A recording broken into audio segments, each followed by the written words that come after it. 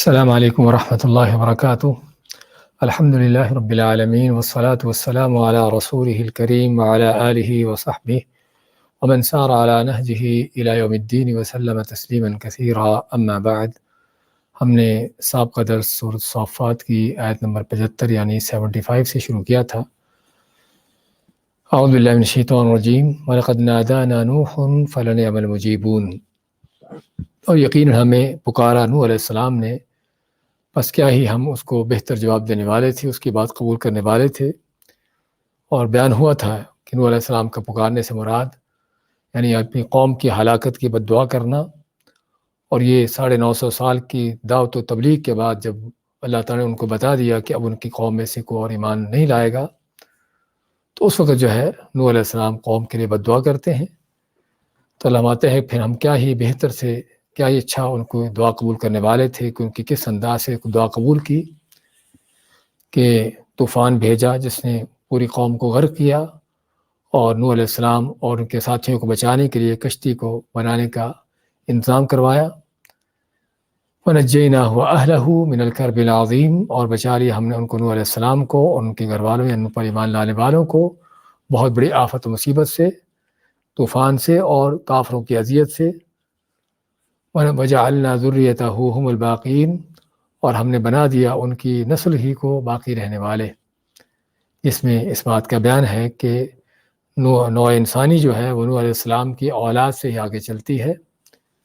وَتَرَكْنَا عَلَيْهِ فِي الْآخِرِينَ، اور ہم نے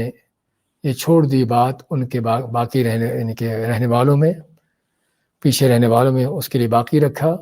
کہ وہ نوح علیہ السلام پر سلام علی نوح فی العالمین، کہ وہ نوح علیہ السلام پر جہانوں میں سلام بھیجتے رہیں۔ تو نوح علیہ السلام کے بعد دنیا میں اللہ نے قیامت تک کے لیے ان کی ذکر خیر ان کا جو ہے وہ باقی رکھا کہ سبھی لوگ ان سے عقیدت اور محبت اور ان پر ایمان اور ان کے لیے سلامتی کی دعا کرتے رہیں۔ اِنَّا كَذَلِكَ نَجْزِي الْمُحْسِنِينَ، ہم اس طرح بدلہ دیتے ہیں نیکی احسان کرنے والوں کو، جو اللہ تعالیٰ کے ساتھ بھی محسن ہوتا ہے اللہ کی عبادت میں،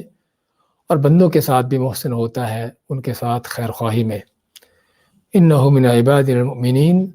بے شک وہ ہمارے مومن بندوں میں سے تھے، جسے پتہ چلا کہ ایمان کا درجہ ہی ایک بندے انسان کے لیے سب سے اونچا درجہ ہے۔ ثُمَّ أَغْرَقْنَا الْآخَرِينَ، پھر ہم نے غرق کیا، ڈبو دیا باقی پیچھے والوں کو، دوسروں کو یعنی کافروں کو۔ وَإِنَّ مِنْ شِيعَتِهِ لَإِبْرَاهِيمَ، اور بے شک ان کی گروہ، ان کی جماعت میں سے، ان کے ساتھیوں میں سے ابراہیم علیہ السلام تھے، اگرچہ ان کے زمانے میں نہیں تھے، ان کے بہت دیر بعد آئے، لیکن عقیدہ، ایمان، منہج اور توحید عقیدہ کے اس لحاظ سے سبھی چیزوں میں ان کے ساتھ تھے، نوح علیہ السلام کے ساتھ متفق تھے، اس لیے وہ ابراہیم علیہ السلام کو ان کے ساتھی قرار دیا گیا۔ اور اسی طرح ہر مومن مسلمان دوسرے مومن مسلمان کا ساتھی ہے، چاہے وہ زبانوں کے اعتبار سے کتنا بھی ایک دوسرے سے دور ہوں، اور حتیٰ کہ جگہوں کے اعتبار سے بھی کتنا ان کے فاصلے ہوں۔ اذ جاء ربہ بقلب سلیم، کہ جب ابراہیم علیہ السلام آئے اپنے رب کی طرف، رجوع کیا انہوں نے اپنے رب کی طرف قلب سلیم سے، ایسے دل کے ساتھ جو صاف ستھرا ہو، کہ جو ہر طرح کی آلائشوں سے پاک ہو، شرک و شبہات سے، منافقت اور ان چیزوں سے، اور لوگوں کے لحاظ سے بھی ہر طرح کے کینہ بغض اور حسد سے۔ اذ قال لأبیہ وقومہ ماذا تعبدون،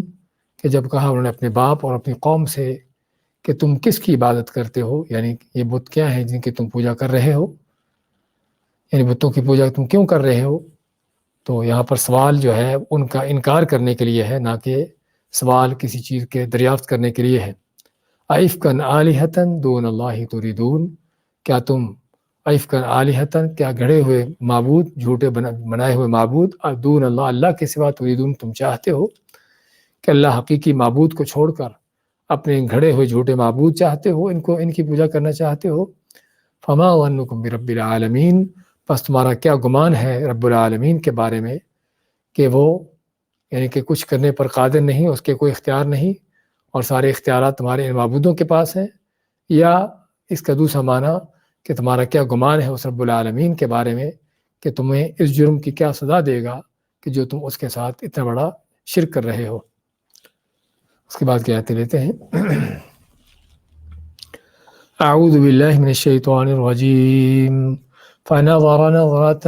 في النجوم فقال إني سقيم فتولوا عنه مدبرين فراغ إلى آلهتهم فقال ألا تأكلون ما لكم لا تنطقون فراغ عليهم ضربا باليمين فأقبلوا إليه يزفون قال أتعبدون ما تنحتون والله خلقكم وما تعملون قالوا ابنوا له بنيانا فألقوه في الجحيم فأرادوا به كيدا فجعلناهم الأسفلين وقال إني ذاهب إلى ربي سيهدين رب هب لي من الصالحين فبشرناه بغلام حليم فنظر نظرة في النجوم پس انہوں نے ایک نظر دوڑائی، ایک نظر ڈالی ستاروں میں، نظر نظرتاً ایک نظر ڈالی، فی النجوم ستاروں میں، فقال انی سقیم پس کہا کہ میں تو بیمار ہوں، فتولوا عنہ مدبرین پس قوم اور لوگ جو ہے پھرے ان سے پیٹھ پھیر کر، یعنی ان سے پیچھے ہٹے، اپنی پیٹھ پھیرتے ہوئے، یعنی منہ پھیر کر چلے، فراغ الی آلہتہم فراغ پس چپکے سے وہ گئے الی آلہتہم ان کے معبودوں کی طرف، فقال پس کہا الا تاکلون کیا تم کھاتے نہیں ہو، ما لکم کیا ہے تم کو، لا تنطقون کہ تم بات بھی نہیں کرتے، فراغ علیہم ضربا بالیمین فراغ علیہم پس وہ ان پر پلٹ پڑے، راغ علیہم ان پر پلٹ پڑے، ضرباً مارتے ہوئے، بالیمین دائیں ہاتھ سے، قوت طاقت کے ساتھ، فاقبلوا الیہ پس وہ دوڑے چلے آئے، فاقبلوا الیہ آئے ان کی طرف، یزفون دوڑتے ہوئے، یعنی ابراہیم علیہ السلام کی طرف قوم کے لوگ دوڑتے ہوئے آئے، یعنی ان کو مارنے کے لیے، ان سے بدلہ لینے کے لیے، قالا تو کہا آگے سے ابراہیم علیہ السلام نے، اتعبدون ما تنحتون کیا تم ان کی پوجا کرتے ہو جن کو تم خود تراشتے ہو، اتعبدون کیا تم عبادت کرتے پوجتے ہو، ما اسی کی، تنحتون جسے تم تراشتے ہو، واللہ خلقکم وما تعملون جبکہ اللہ تعالیٰ نے تم کو پیدا کیا ہے اور جن کی تم پوجا کی عبادت کرتے ہو یا جو تم عمل کرتے ہو، قالوا بنوا لہ بنیانا تو کہا قوم کے کافروں نے کہا، ابنوا لہ بنیانا کہ اس کے لیے کوئی بڑی عمارت بناؤ، فالقوہ فی الجحیم پس اس کو ڈالو ایک بڑی بھڑکتی آگ میں، فارادوا بہ کیدا پس انہوں نے چاہا ان سے چال چلنا، فجعلناہم الاسفلین پس ہم نے انہی کو نیچا کر دکھایا، اسفلین اسفل سے یا نیچا کر دکھانا، وقالا اور کہا ابراہیم علیہ السلام نے، انی ذاہب الی ربی سیہدین کہ بے شک میں اپنے رب کی طرف جانے والا ہوں، جاتا ہوں، سیہدین پس وہ مجھے ضرور رستہ دکھائے گا، ربی حب لی من الصالحین اے رب مجھے عطا کر نیک لوگوں میں سے، نیک اولاد میں سے، فبشرناہ بغلام حلیم پس ہم نے ان کو بشارت خوشخبری دی ایسے بیٹے کی جو بردبار اور جو ہے وہ یعنی کہ حلم و صبر والا ہو۔ سورۃ صافات کی آیت نمبر 88 سے 101 تک کی تلاوت اور ترجمہ پیش کیا گیا ہے۔ فرماتا اللہ تعالیٰ فنظر نظرۃ فی النجوم پس انہوں نے نظر ڈالی، ایک نظر ڈالنا نجوم ستاروں میں۔ یہ کیا تھا اور کب تھا کہ اگرچہ ابراہیم علیہ السلام قوم کو سمجھا چکے تھے، بار بار بتا چکے تھے اور ان کے شرک سے ان کو آگاہ کر چکے تھے کہ تم جو کر رہے ہو کہ ایسا شرک ہے، سابقہ آیتوں میں اللہ تعالیٰ نے مجھے فرمایا ہے، ائفکا آلہۃ دون اللہ تریدون کیا گھڑے ہوئے معبود، الہ معبود جس کو تم اللہ کے سوا چاہتے ہو، اور اللہ کے عذاب سے ان کو ڈرایا، لیکن قوم پھر بھی اپنے کفر و شرک پر مصر رہی۔ تو اب ابراہیم علیہ السلام نے مناسب یہ سمجھا کہ قوم کو نظریاتی تعلیمات دینے کے ساتھ ساتھ عملی تعلیم بھی دی جائے، اور عملی تعلیم کیا تھی کہ ان کے بتوں کو توڑا جائے اور بتوں کو توڑ کر ان کے سامنے ثابت کیا جائے کہ تمہارے یہ معبود جو ہیں کس قدر بیکار ہیں اور کس قدر بودے ہیں، کس قدر جو ہے کسی چیز کے قابل نہیں ہیں، جن کو تو اپنے رب اپنے مشکل کشا حاجت روا بنا بیٹھے ہو۔ تو چنانچہ انہوں نے پہلے سے ہی ان کے بتوں کو توڑنے کا اعلان کیا ہوا تھا، جیسے کہ سورۃ الانبیاء میں اللہ فرماتا ہے، انہوں نے کہا تاللہ لاکیدن اصنامکم بعد ان تولوا مدبرین، کہ اللہ کی قسم میں تمہارے بتوں کو ضرور توڑوں گا اس کے بعد کہ جب تم یعنی کہ چلو گے یہاں سے، جاؤ گے جہاں سے۔ تو ابراہیم علیہ السلام واقع ہی اس پلان کے تحت کیا کرتے ہیں کہ قوم کا ایک میلہ عرس آتا ہے، جس طرح کہ ایسے مشرکوں کے عرس لگتے ہیں، تو اس قوم کا بھی عرس تھا، تو اپنے اس میلے عرس پر جانے لگے۔ تو ابراہیم علیہ السلام کو اس ساتھ لے جانا چاہتے تھے، لیکن ابراہیم علیہ السلام نے یہ موقع مناسب دیکھا کہ جب قوم اپنا عرس منا رہی ہو تو یہ ان کے معبودوں کا عرس منائے پیچھے۔ تو چنانچہ ابراہیم علیہ السلام جب انہوں نے فرمایا کہ فنظر نظرۃ فی النجوم، جب لوگوں نے ان کو اپنے ساتھ جانے کو کہا کہ تم بھی عرس پہ چلو، تو ابراہیم علیہ السلام نے ایک نظر ڈالی ستاروں میں۔ اب ستاروں میں نظر ڈالنے کا مقصد کیا تھا؟ اس کے علماء نے دو معنی بیان کیے ہیں کہ ایک معنی تو یہ ہے کہ آدمی بعض اوقات جب کوئی چیز سوچتا ہے یا فکر کرتا ہے تو اوپر کو دیکھتا ہے، تو ایسے ہی ابراہیم علیہ السلام نے اوپر ستاروں کی طرف دیکھا، یعنی کہ ایک جو عام انداز ہوتا ہے سوچے ہوئے، تو ان کا دیکھنے کا انداز یہ تھا، سوچنے کے انداز سے۔ اور دوسرے بعض علماء کہتے ہیں کہ اس سے مراد جو ہے ابراہیم علیہ السلام کا ستاروں کو دیکھنا، کیونکہ قوم ستارہ پرست تھی، سورج چاند کی پوجا کرتی تھی، اور ستاروں کو سمجھتے تھے کہ ہماری تقدیروں کے اندر ان کا دخل ہے، زمین کے حادثات اور لوگوں کے ساتھ پیش آنے والے معاملات میں ان کا دخل ہے، جس طرح کہ ہر دور کے مشرکوں کا انداز رہا ہے اور آج بھی ہے کہ ستاروں کے ساتھ اپنے تعلقات قائم کرنا، تقدیروں کو اٹیچ کرنا، اور ستاروں کو جو ہے یعنی زمین پر پیش آنے والے جو واقعات ہیں ان کے ساتھ ان کو منسلک کرنا۔ تو چنانچہ ابراہیم علیہ السلام نے قوم کو جھانسا دینے کے لیے کیا کیا کہ قوم کو مغالطہ دینے کے لیے انہوں نے جو ہے ستاروں میں نظر ڈالی، کیونکہ قوم ستارہ پرست تھی، اور ستاروں کو ڈال کر، ستاروں کو دیکھ کر کہا کہ میں تو بیمار ہوں، یعنی میں تو بیمار ہو رہا ہوں۔ یعنی قوم جو ہے ستاروں کے ذریعے سے، جیسا بتایا نا کہ اپنی تقدیریں معلوم کرتی، اور معلوم تو کچھ نہ ہوتا ہے لیکن صرف ان کے جھوٹ ہوتے، دھوکہ ہوتا اپنے آپ کو۔ تو ایسے ہی ابراہیم علیہ السلام بھی قوم کے اسی جو ان کا گمراہ کن عقیدہ تھا، اس عقیدے کو ان کے لیے انہیں پر ڈالتے ہوئے، حالانکہ ابراہیم علیہ السلام تو ظاہر بات ممکن نہیں تھا کہ ایسی چیز کرتے یا کہتے، لیکن صرف قوم کو جھانسا دینے کے لیے جو قوم کا عقیدہ تھا اسی عقیدے کے ساتھ ان کا ساتھ دیتے ہوئے کہا کہ میں تو بیمار، مجھے تو لگتا ہے کہ میں بیمار ہو جاؤں گا، تو اس لیے میں تمہارے ساتھ نہیں جاتا۔ فقال انی سقیم، تو ستار میں نظر ڈال کے کیا کہا؟ فقال انی سقیم، میں تو بیمار ہوں یا بیمار ہو جاؤں گا۔ فتولوا عنہ مدبرین، پس وہ اس سے چلے گئے پیٹ پھیر کر، یعنی قوم جو ہے اپنے عرس میلے پر چلی گئی ابراہیم علیہ السلام کو چھوڑ کر۔ اب ابراہیم علیہ السلام جب اکیلے رہ گئے پیچھے اور قوم اپنے عرس کو چلی گئی، تو فراغ الی آلہتہم فقال الا تاکلون، تو ابراہیم علیہ السلام جو ہیں ان کے معبودوں کی طرف آتے ہیں، اور سورۃ انبیاء میں اللہ تعالیٰ نے تفصیل سے اس واقعے کا ذکر کیا ہے کہ جب قوم جو ہے میلے عرس پر جاتی ہے تو ابراہیم علیہ السلام بت خانے میں آتے ہیں، جہاں پر بت پڑے ہوئے تھے، کوئی چھوٹے ہیں کوئی بڑے ہیں،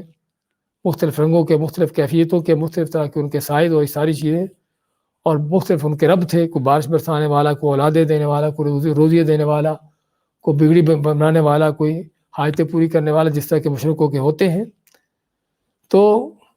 اب آتے ہیں تو کیا دیکھتے ہیں؟ فراغ الی آلہتہم، اور راغ کا معنی ہوتا ہے کہ چپکے سے کوئی چیز کرنا۔ فراغ الی آلہتہم، پس چپکے سے وہ چلے آئے ان کے معبودوں کے پاس، ان کے بت خانے میں۔ فقال، کہا، الا تاکلون، تم کھاتے کیوں نہیں ہو؟ اور اس سے معلوم ہوتا ہے کہ قوم میلے پر جاتے ہوئے، اس پر جاتے ہوئے اپنے معبودوں کو، اپنے بتوں کو نظر نیازیں پیش کر کے گئے تھے،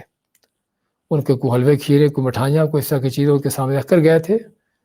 ان کے کھانے کے لیے، کھانے سے مراد یعنی ان کے لیے نذرانے کے طور پر پیش کرتے ہوئے۔ اور یہ انداز ہے ہر دور کے مشرکوں کا، آج بھی اس طرح کے مشرکوں کو دیکھا جاتا ہے کہ کسی سفر پر نکلتے ہوئے، کسی کام پر نکلتے ہوئے، راستے میں کوئی قبر آتی ہے، کوئی درگاہ آتی ہے، کوئی ان کا جو جھوٹا معبود آتا ہے، تو وہاں پر کوئی نہ کوئی نذرانہ پیش کر کے آگے روانہ ہوتے ہیں۔ تو یہ آج کی رسم نہیں، پرانی رسم چلی آ رہی ہے۔ تو یہاں پر بھی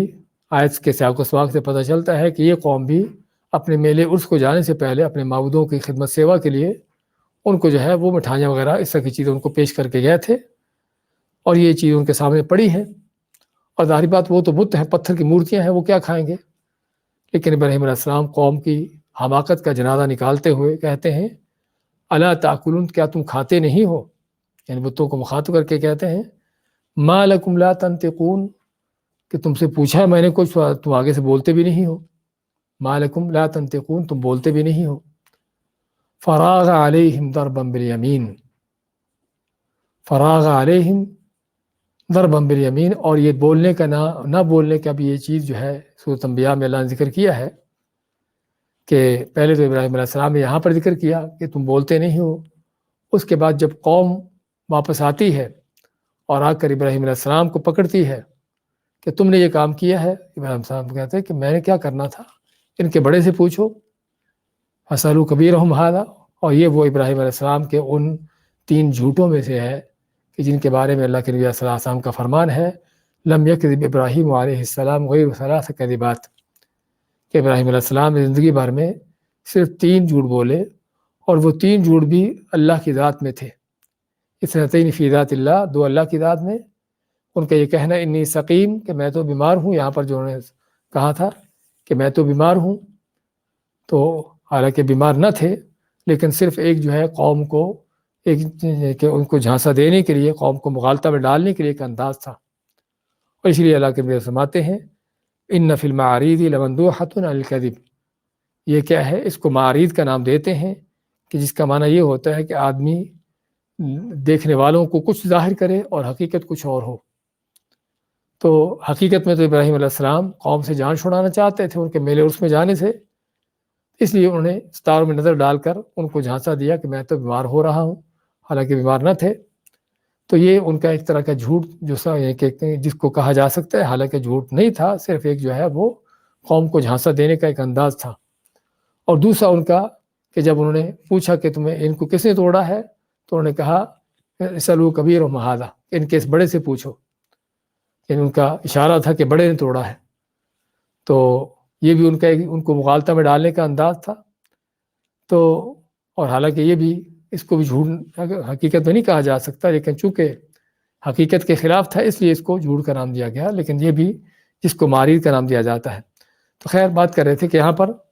فراغ الی آلہۃ فقال الا تاکلون ما لکم لا تنطقون، تو ان کا نہ بولنا یہاں پر بھی قوم کو جب سمجھانا چاہا انہوں نے، تو قوم کو کہا کہ ان سے پوچھو، اپنے معبودوں سے پوچھو کہ کس نے توڑا ہے، فسألوہم ھذا، تو انہوں نے کہا، قوم نے کہا کہ یہ تو بولتے نہیں ہیں۔ تو اس پر ابراہیم علیہ السلام پھر قوم کو ڈانٹ پلاتے ہیں، مذمت کرتے ہیں ان کی کہ کیسے تم ان کی پوجا کرتے ہو جو بول بھی نہیں سکتے۔ تو یہاں پر فرمایا کہ پوچھتے ہیں ان سے کہ تم کھاتے کیوں نہیں ہو، ما لکم لا تنطقون، کیا وجہ ہے کہ تم بولتے بھی نہیں ہو۔ فراغ علیہم ضربا بالیمین، فراغ علیہم یہاں پر بھی چپکے سے مانا کہ پلٹ پڑے ان پر، ضربن مارتے ہوئے ان کو، بالیمین دائیں ہاتھ سے، یا قوت طاقت کے ساتھ۔ یمین کا لفظ دونوں معنی میں آتا ہے،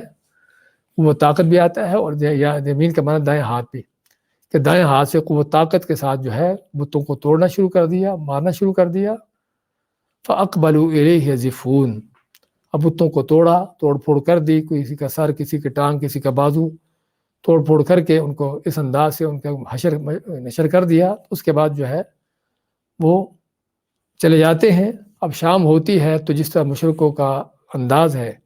کہ جاتے ہوئے بھی اپنے معبودوں کو سلامی پیش کر کے جاتے ہیں، نذرانے پیش کر کے جاتے ہیں، اور جب واپس آتے ہیں تو واپس آ کر بھی اپنے بتوں ہی کو سلامی کر کے پھر آگے اپنے گھروں کو جاتے ہیں۔ تو یہاں پر بھی یہ قوم کا وہی انداز ظاہر معلوم ہوتا ہے کہ وہ عرس میلے سے جب شام کو واپس آئے تو سیدھے اپنے بت خانے میں اپنے معبودوں کے پاس آئے اور دیکھا کہ وہ ٹوٹے پڑے ہیں۔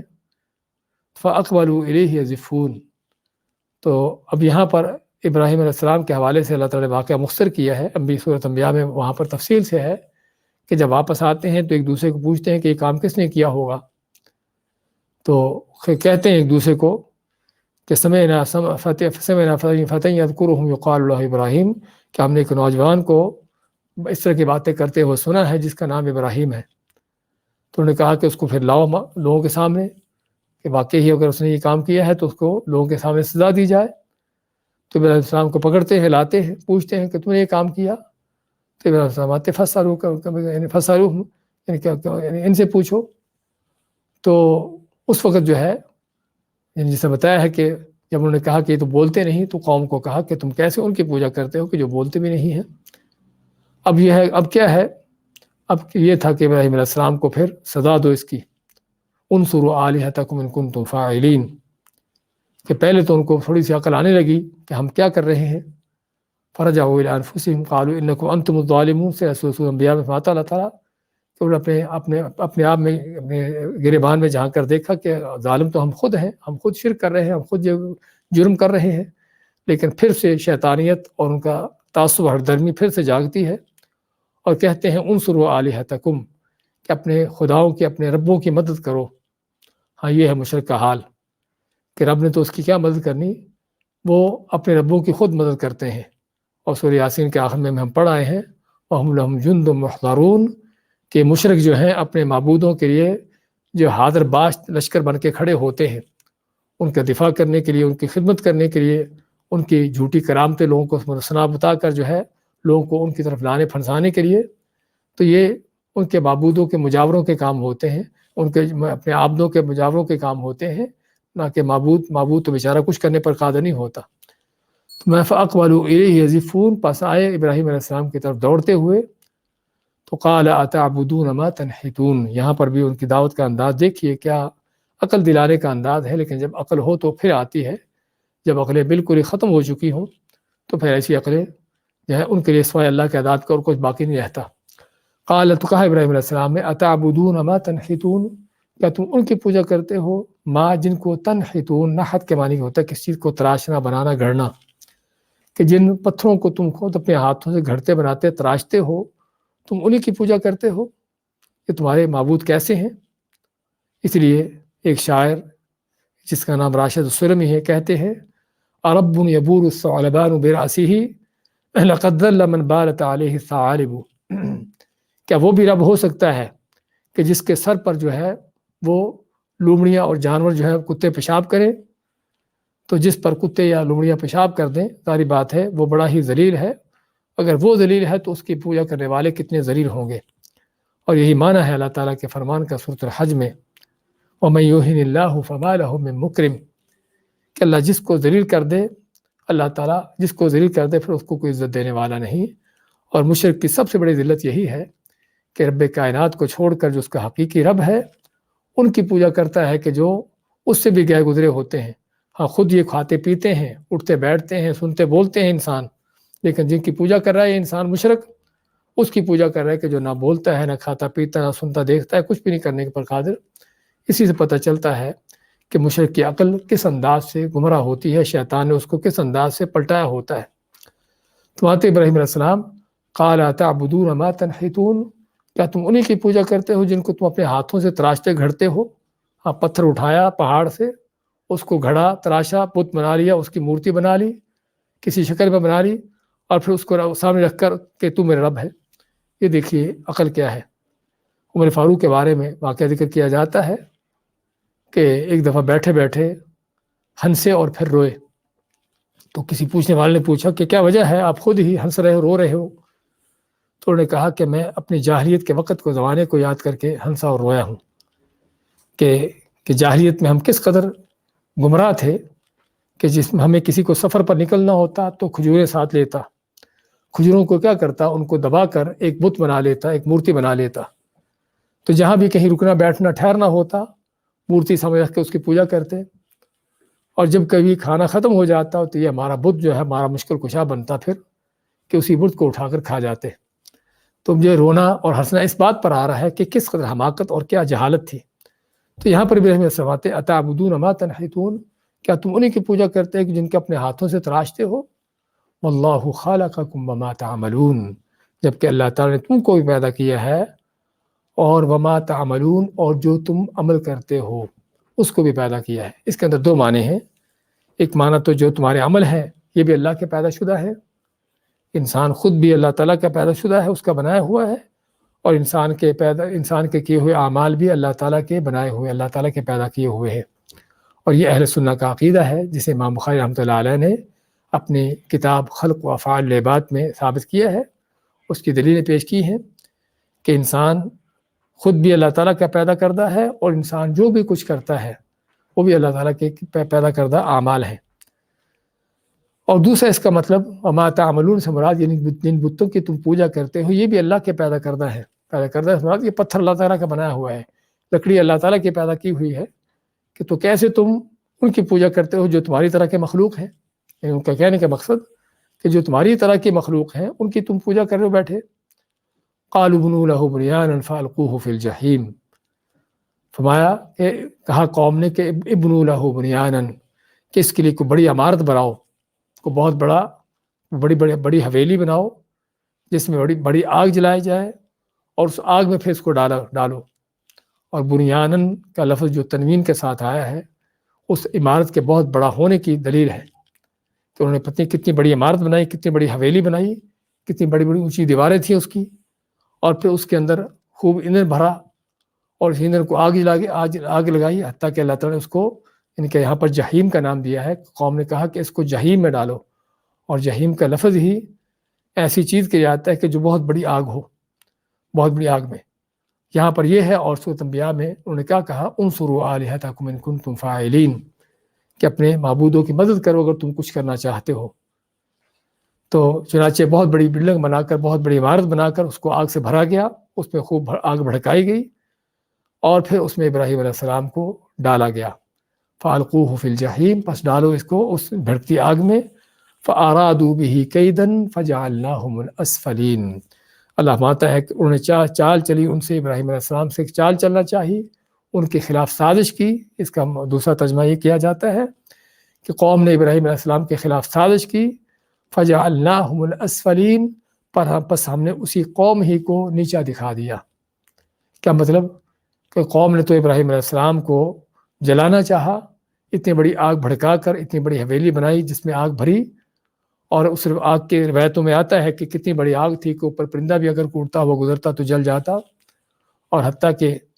اس کو ابراہیم علیہ السلام کو اس میں پھینکنے کے لیے بھی کسی کو ضرورت نہیں ہو رہی تھی کہ اس کے قریب پھٹکے، اتنی بڑی آگ تھی۔ حتیٰ کہ جس طرح کہا جاتا ہے کہ ایک منجنیق کے ذریعے جس میں کہ دور تک پتھر پھینکے جاتے تھے، اس طرح کے منجنیق کے ذریعے جو ہے ابراہیم علیہ السلام کو اس میں ڈالا جاتا، پھینکا جاتا ہے، اور جس سے پتہ چلتا ہے کہ واقعی ہی وہ آگ جو ہے بہت بڑی تھی، اور بہت بڑی وہ آگ جلائی گئی تھی۔ تو یہ وہ ان کی چال تھی، یہ بھی ان کی سازش تھی جس کے متعلق علامات ہے فَأَرَادُوا بِهِ كَيْدًا، پس انہوں نے ان کے خلاف چال چلی۔ فَجَعَلْنَاهُمُ الْأَسْفَلِينَ، پس ہم نے انہی کو نیچا دکھا دیا۔ اللہ کے نیچے دکھانے کا انداز کیا تھا جو سورۃ ابراہیم نے بیان کیا ہے، قُلْنَا يَا نَارُ كُونِي بَرْدًا وَسَلَامًا عَلَىٰ إِبْرَاهِيمَ، کہ جب ہم نے کہا اے آگ ابراہیم علیہ السلام کے لیے سلامتی اور ٹھنڈی اور سلامتی والی ہو جا، تو اتنی بڑی بھڑکتی آگ میں جب ابراہیم علیہ السلام کو ڈالا گیا، اس وقت انہوں نے کہا حسبنا اللہ ونعم الوکیل، کہ ہمیں اللہ ہی کافی ہے اور وہ بھی بہتر کارساز ہے۔ تو چنانچہ جب اللہ تعالیٰ کو بہتر اور اسی کو کارساز سمجھ لیا، بنا لیا، تو پھر اللہ تعالیٰ ان کے کام کیسے آیا کہ اللہ تعالیٰ نے جو ہے ان کی اس آگ کو حکم دیا کہ قلنا یا نار کونی بردا وسلاما علی ابراہیم، اے آگ ابراہیم علیہ السلام کے لیے ٹھنڈی اور سلامتی والی ہو جا۔ تو چنانچہ ابراہیم علیہ السلام اس آگ میں جاتے ہیں، لیکن وہ آگ ابراہیم علیہ السلام کا بال بھی بیکا نہ کر سکی، جس میں بہت بڑا سبق ہے اس بات کا کہ جس اللہ نے آگ کو جلانے کی قوت صلاحیت دی ہے، اس کے اندر یہ خاصیت رکھی ہے، وہ اللہ جب چاہے اس سے یہ صلاحیتیں، اس سے یہ خاصیتیں چھین بھی سکتا ہے، لے بھی سکتا ہے۔ تو یہ معنی کہ ابراہیم علیہ السلام کو آگ نہ جلا سکی، تو اس میں بہت بڑا سبق ہے اس بات کا، اللہ تعالیٰ کے اوپر توکل یقین جب انسان کر لیتا ہے تو اللہ تعالیٰ پھر اس کے لیے کس طرح کافی ہو جاتا ہے۔ اکیلے ابراہیم مقابلے میں پوری قوم، پورے گھر والے، بادشاہ، اس کے لشکر، لیکن ابراہیم علیہ السلام کا کوئی بال بھی بیکا نہ کر سکے۔ تو یہ معنی فجعلناہم الاسفلین، کہ ہم نے ان کو جو ہے وہ نیچا دکھا دیا۔ اس پر اکتفا کرتے ہیں، دوبارہ دیکھیں آج کے درس کو۔ فنظر نظرة فی النجوم، پس انہوں نے ایک نظر ڈالی ستاروں میں، فقال انی سقیم، پس کہا میں تو بیمار ہونے والا ہوں، فتولوا عنہ مدبرین، پس وہ لوٹے پلٹے اس سے پیٹ پھیرتے ہوئے، یعنی ان کو چھوڑ کر چل دیے۔ فراغ الی آلہتہم، پس ابراہیم علیہ چپکے سے گئے ان کے معبودوں کے پاس بت خانے میں، فقال الا تاکلون، پس کہا کہ تم کھاتے کیوں نہیں ہو، ما لکم لا تنطقون، کیا وجہ ہے کہ تم بولتے بھی نہیں ہو؟ فراغ علیہم ضربا بالیمین، پس ان پر پلٹ پڑے وہ مارتے ہوئے دائیں ہاتھ سے قوت طاقت سے، فاقبلوا الیہ یزفون، پس وہ پلٹے ان کی طرف، جو ہے وہ آئے ان کی طرف دوڑتے ہوئے۔ قال اتعبدون ما تنحتون، تو کہا کیا تم ان کی پوجا کرتے ہو جن کو تم خود تراشتے ہو؟ واللہ خلقکم وما تعملون، جبکہ اللہ تعالیٰ نے تم کو پیدا کیا ہے اور جو تم عمل کرتے ہو یا جن کی تم پوجا کرتے ہو یہ بھی اللہ کے پیدا کرتا ہے۔ قالوا بنوا له بنیانا، تو قوم نے کہا کہ بناؤ اس کے لیے کوئی بڑی عمارت، فالقوه فی الجحیم، پس ڈالو اس کو بھڑکتی آگ میں، فارادوا به کیدا، پس انہوں نے چاہا ان کے ساتھ چال چلنا، سازش کرنا چاہی، فجعلناهم الاسفلین، پس ہم نے انہی کو جو ہے نیچا دکھا دیا۔ بارک اللہ فیکم۔